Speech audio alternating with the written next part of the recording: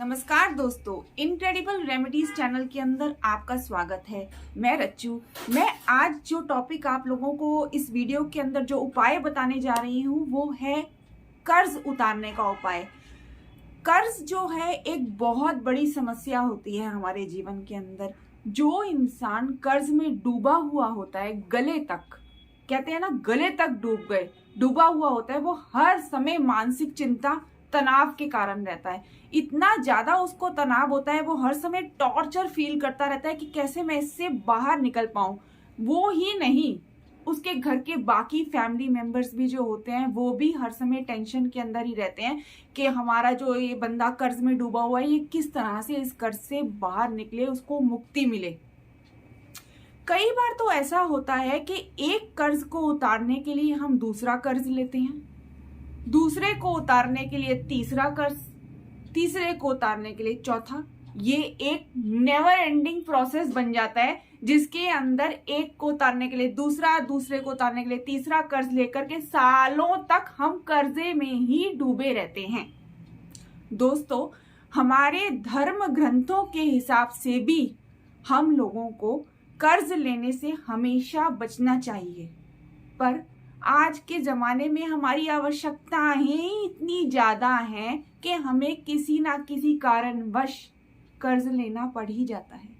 कभी अपने बच्चों के लिए, कभी माता पिता के लिए, कभी अपने लिए, या कभी अपनी उल जलूल इच्छाओं को पूरा करने के लिए हम कर्ज लेते हैं। ऊपर से ये बैंक वाले और ये दुकानदार low cost EMI, no cost EMI, इसका लालच दे दे करके हम लोगों से इतनी सारी तरह तरह की चीजें खरीदवा लेते हैं जिसका कर्ज उतारते उतारते उतारते उतारते हम थक जाते हैं। सबसे पहले तो मैं आप लोगों को ये समझाना चाहती हूँ कि थोड़ी सी अपनी आवश्यकताएं लिमिट में रखें। जब एक कर्जा उतार लें तभी दूसरा चढ़ाएं, या जो आप कर्जा अपने पे चढ़ा रहे हैं सोच के चढ़ाएं कि ये चीजें हमारी, क्योंकि पूरी तरह से तो अब देखिए कर्जा लेना कोई बुरी बात नहीं है, हर कोई ही आजकल ले रहा है अपनी आवश्यकताओं को पूरा करने के लिए। उनको लगता है ठीक है, हम जॉब कर रहे हैं, हम ईएमआई पे उतारते रहेंगे। लेकिन मैं आप लोगों को ये जरूर कहूंगी कि आप उतना ही कर्जा लें जितना कि आप उतार सके। कहते हैं ना, जितनी चादर हो उतना ही पैर फैलाएं। हद से ज्यादा उल जलूल का कर्ज प्लीज मत उठाएं। तो जो भी लोग कर्जे के अंदर डूब गए हैं उन लोगों के लिए बहुत बड़ा सॉल्यूशन इस वीडियो के अंदर मैं आपको बताने जा रही हूँ।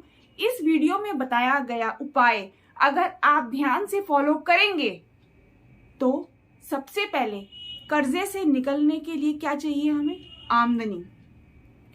आप लोगों को आमदनी होने लगेगी, आमदनी होने के रास्ते खुलेंगे, आपको तरह तरह के रास्ते मिलेंगे, अच्छे रास्ते मिलेंगे, अच्छे रास्ते आपके सामने आएंगे कि आपकी आमदनी हो सके, या जो भी आप काम कर रहे हैं उसमें आपको प्रोग्रेस मिलेगी। अगर आप जॉब में हैं तो आपको प्रमोशन मिलेगी, सैलरी बढ़ेगी कि आप वो कर्जा उतार सके। लेकिन फिर वार्निंग दे रही हूं कि जब आपकी आमदनी बढ़ने लगेगी तो जो कर्जा आपने पहले ले रखा है सबसे पहले आप उसे उतारेंगे। ये नहीं कि आमदनी बढ़ने लगी तो बस फिर कर्जे लेने शुरू, नहीं, पहले आप कर्जा उतारें और उसके बाद ही कोई नया कर्जा लें, पर वो भी लिमिट में, आवश्यकता अनुसार। और दूसरा, इस उपाय के दौरान अगर आपकी इनकम, आपकी आमदनी बढ़ने लग जाती है तो प्लीज आप इस उपाय को बीच में ही स्किप ना कर दें, उपाय को पूरा कंप्लीट करें। अच्छी तरह से करेंगे, आपकी इनकम चलती रहेगी, बीच में कोई रुकावट नहीं आएगी।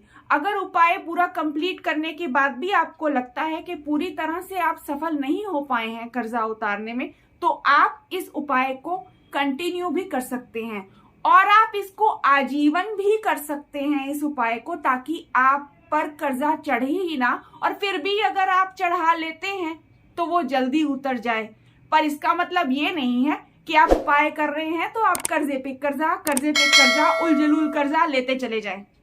ठीक है, तो अब ज्यादा समय ना बर्बाद करते हुए हम उपाय शुरू करते हैं।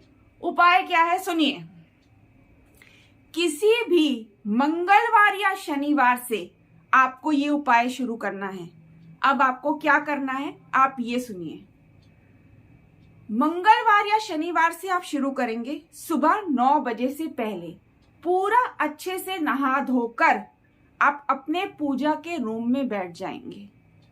पूजा के रूम में आपने अपने सामने, अगर आपके पास घर में पूजा रूम नहीं है, नो प्रॉब्लम, जिस भी रूम के अंदर आप ज्यादा समय निकालते हैं उस रूम में एक छोटा सा अलग स्थान बना लीजिएगा, क्योंकि ये उपाय आपको जहां शुरू करना है वहां लगातार आपको कंटिन्यू करना है।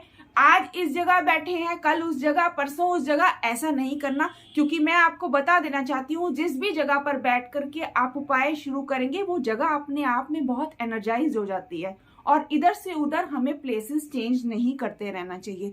जिस जगह भी बैठकर आप कोई भी मंत्र जप रेगुलर कर रहे होते हैं या भगवान का ध्यान कर रहे होते हैं, वो अपने आप में बहुत ज्यादा पावर्ड एनर्जाइज्ड जगह होती है, ताकि उस जगह का आपको मैक्सिमम बेनिफिट मिल सके।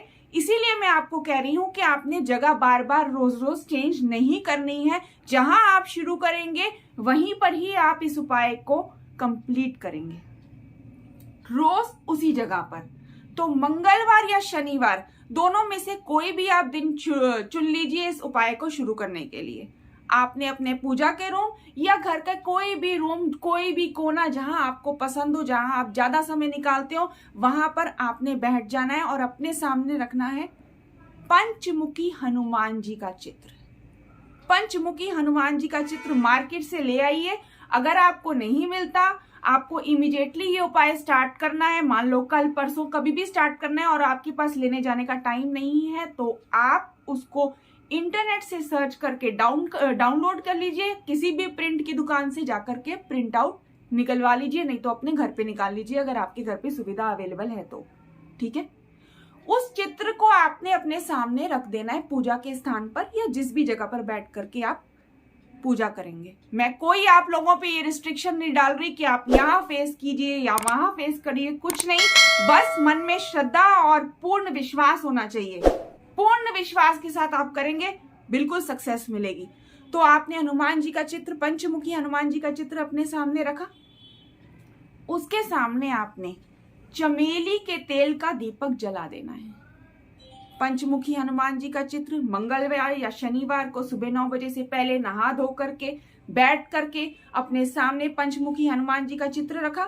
उसके सामने चमेली के तेल का दीपक आपने जला देना है।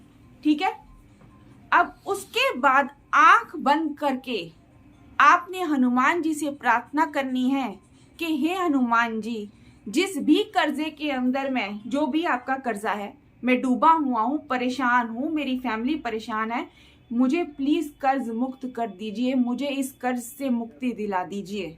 बस ज्यादा कुछ नहीं बोलना है, मन में हनुमान जी के लिए भाव रखिए, अपनी परेशानी बताइए और उसके बाद आपने 7 बार हनुमान चालीसा पढ़नी है। 7 बार, फिर सुन लीजिए, 7 बार। अब ये क्रिया आपको रोज सेम टाइमिंग्स पे ही करनी है।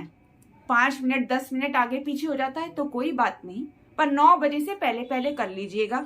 ये नहीं है एक दिन सुबह 6 बजे कर रहे हैं, दूसरे दिन आप 7:30 बजे कर रहे हैं, तीसरे दिन आप 8:45 बजे कर रहे हैं। नहीं, आप एक टाइमिंग रख लीजिए कि हाँ मैं 7 से 7:30 के बीच में करूंगा, या 7:30 से 8 बजे के बीच में करूंगा, 8:30 से 9, कोई भी टाइमिंग्स रख लीजिए। पर थोड़ा सा ये है कि सुबह 6 बजे, कभी 8 बजे, ऐसे नहीं करना। कोशिश करिए उसी आधे पौने घंटे के बीच में आप, जैसे आपको सेटिंग होती है, आप अपना कर लीजिए।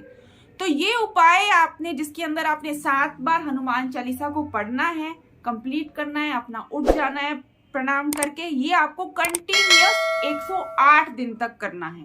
कंटिन्यूअस, बिना किसी गैप के 108 दिन लगातार करना है। भाई इतने बड़े कर्जे में डूबे हुए हैं, इतने परेशानी के अंदर है, गैप तो नहीं दे सकते आप। अगर आपको पूरा लाभ उठाना है, पूरा क्या थोड़ा भी लाभ उठाना है, अगर आप बीच में स्किप करके अपने मनमानी करते रहेंगे या बीच में लाभ होने लग जाएगा, आप इस चीज को, इस प्रयोग को, इस उपाय को बीच में छोड़ देंगे, कोई लाभ नहीं होने वाला। बाद में वही की वही हालत रहने वाली है आपकी। लेकिन अगर आप ठीक से कंटिन्यू करेंगे बिना स्किप किए, जिस प्रोसेस से मैं बता रही हूं, मन में पूर्ण विश्वास के साथ और गुप्त रूप से, ढिंडोरे नहीं पीटने हैं, आपने किसी को नहीं बताना, आप सफल हो भी जाएंगे, आपने उसके बाद भी किसी को नहीं बताना कि मैंने ये उपाय किया था, बिल्कुल भी। तो 108 दिन तक आप ये कंटिन्यूअस करेंगे। और अगर कोई महिला ये उपाय कर रही है, महिलाएं भी कर्ज में हो सकती हैं भाई, अगर वो अपने लिए ये उपाय कर रही हैं और बीच में महीने में 5-6 डेज की उनको प्रॉब्लम आती है, तो 5-6 दिन वो छोड़ सकती हैं। पर जैसे ही वो क्लियर होती हैं, सर से नहाकर, पूरा शैम्पू करके, पूरी बॉडी वॉश करके, उसके बाद से वो दोबारा शुरू कर देंगी। सपोज मान लीजिए, मैं आपको समझा देती हूँ, अच्छे से क्लियर कर देती हूँ। सपोज आप 20 दिन कर चुके थे, उसके बाद आपको प्रॉब्लम आ गई है, आपने 5-6 दिन गैप कर दिया, पहले 20 दिन काउंट हो गए, उसके बाद 5-6 दिन के बाद जिस दिन से आप शुरू करेंगे वो 21वां दिन होगा। तो ऐसे करके काउंट करके आपने पूरे 108 दिन इस उपाय को कंप्लीट करना है, बिना गैप दिए हुए। हाँ, बीच में जो 5-6 दिन का गैप आता है उसकी जो है आप सबको माफी है, छूट है, कोई दिक्कत वाली बात नहीं है, आप आराम से कंटिन्यू कर सकते हैं, लेकिन नहा धो के पूरे पवित्र होकर के। डेली भी जो आप करेंगे, आपने रोज सुबह पहले स्नान करना है, एकदम साफ पवित्र कपड़े पहनने हैं। ये नहीं कि ये वाले कपड़े आप, मतलब एक कपड़ा है उसको आप एक दिन पूजा में डाल लेते हैं, पूजा के बाद आप उतार के रख देते हैं, उसके बाद आप दूसरे कपड़े पहन के पूरा दिन अपना निकाल देते हैं, अगले दिन सुबह उठकर नहा धो करके फिर जो आपने पूजा के लिए कपड़े रखे हुए थे वो फिर पहन लेते हैं। नहीं, रोज आपने कपड़े चेंज करने हैं, एकदम साफ सुथरे धुले हुए कपड़े होने चाहिए, एकदम साफ सुथरे धुले हुए कपड़े होने चाहिए। समय का मैं आपको पहले ही बता चुकी हूँ, जो समय का भी आप चयन करेंगे सुबह 9 बजे से पहले का फॉलो कीजिएगा, ज्यादा नहीं, आधे पौने घंटे का गैप चलेगा, लेकिन ये नहीं सुबह 6 बजे कर रहे हैं उसके बाद फिर 8:30 बजे कर रहे हैं, एक दिन अपनी मनमानी कर रहे हैं। नहीं, कोशिश करिए नहा धो करके इस उपाय को आप शुरू कर दीजिए। जैसे ही नहाते धोते हैं, अगर आप बिना खाए खाली पेट करें तो और भी अच्छा है, पर अगर आप कोई मेडिसिन वगैरह ले रहे हैं तो मैं आपको बिल्कुल नहीं कहूंगी कि आप इसको खाली पेट करें। नहीं, आप जो भी खाते हैं अपनी दवाइयों के साथ खा करके भी इस उपाय को कर सकते हैं, कोई रिस्ट्रिक्शन नहीं है। ये खाली पेट का मैं उन लोगों के लिए कह रही हूँ जिनका खाना खाने में ध्यान लगा रहता है ज्यादा और उपाय की तरफ ध्यान नहीं है। ये नहीं होना चाहिए। अब सुबह 9 बजे से पहले कर रहे हैं, ऑब्वियसली अगर आपको मैं बोल रही हूँ आप 8-8:30 तक अगर ये उपाय कर लेते हैं, आप आराम से 9 बजे अपना ब्रेकफास्ट ले सकते हैं, कोई जल्दबाजी वाली बात नहीं है। आप और जल्दी कर लीजिए, एक नियम बना लीजिए कि सुबह 7 बजे करना है, आप 7 से 7:30 के बीच में ये उपाय करके आराम से अपना नाश्ता पानी कीजिए, जो मर्जी काम कीजिए, कोई भी मेरे उपाय के साथ आपको रिस्ट्रिक्शन नहीं है। तो आप ये उपाय कीजिए, अपनी मुश्किल, अपने कर्जों से बाहर आइए, अपनी मानसिक चिंता को दूर भगाइए। इतना कुछ करके देख चुके हैं, इतना टाइम, ये उपाय भी करके देखिए। अगर आप सक्सेसफुल होते हैं तो कमेंट सेक्शन के अंदर मुझे लिख करके जरूर बताइएगा, मुझे बहुत खुशी होगी। मैं अच्छी से अच्छी वीडियोस आप लोगों के लिए लेकर के आते रहूंगी। और भी आपको कोई परेशानी है तो कमेंट सेक्शन के अंदर लिख करके बताइए, मैं उस टॉपिक को कवर करते हुए जल्दी ही वीडियो बना करके आपके सामने रखूंगी। अब मैं चलती हूँ, आप सबका बहुत बहुत धन्यवाद।